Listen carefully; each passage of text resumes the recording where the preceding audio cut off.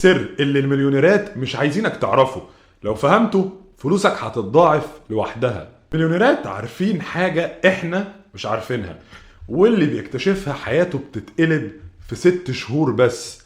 هقولك عليها دلوقتي، بس ما تلومنيش لو حياتك اتغيرت بعدها.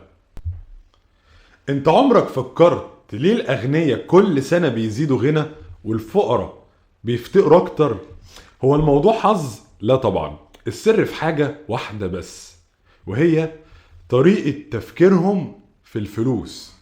انا هقولك على 3 حاجات لو طبقتهم فلوسك هتتضاعف وحياتك هتتغير اسرع مما تتخيل. 1. الفقير بيدور على المرتب، الغني بيدور على الفرصة. انت لو مستني اخر الشهر عشان تقبض، اعرف انك في السكة الغلط. الغني بيدور على حاجة تشتغل وهي نايمة.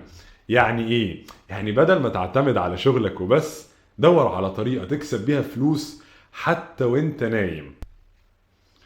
مثال عملي، لو افترضنا ان في شخص كان شغال في وظيفة ب5000 جنيه، بدأ جنب شغله يعمل تيك توك ويراجع موبايلات جديدة. في 6 شهور بقى بيكسب من الاعلانات اضعاف مرتبه وساب الشغل خالص.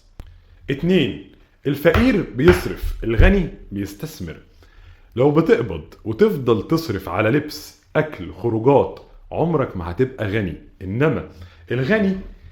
انما الغني اول الفلوس ما بتيجي في ايده بيسأل نفسه ازاي اخلي الفلوس دي تجيب لي فلوس تانية.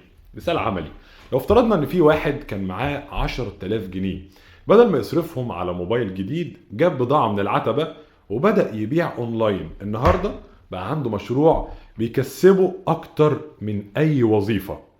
رقم 3 والاخيرة، الفقير بيشتكي، الغني بيتصرف.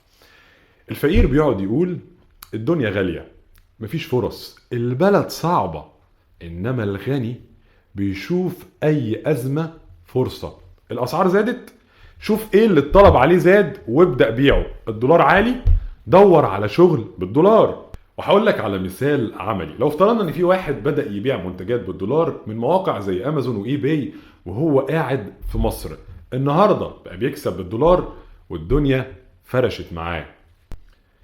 في النهاية دلوقتي القرار في ايدك انت، يا تفضل تفكر بنفس طريقة التفكير القديمة ولا تبدأ تتصرف زي الأغنياء. الفرق بينك وبين المليونيرات صدقني مش الحظ ولا الظروف، الفرق في عقليتك انت. عرفت السر؟ طيب ما تسيبوش بقى عندك، شارك الفيديو دوت مع حد عايزه يبقى غني زيك.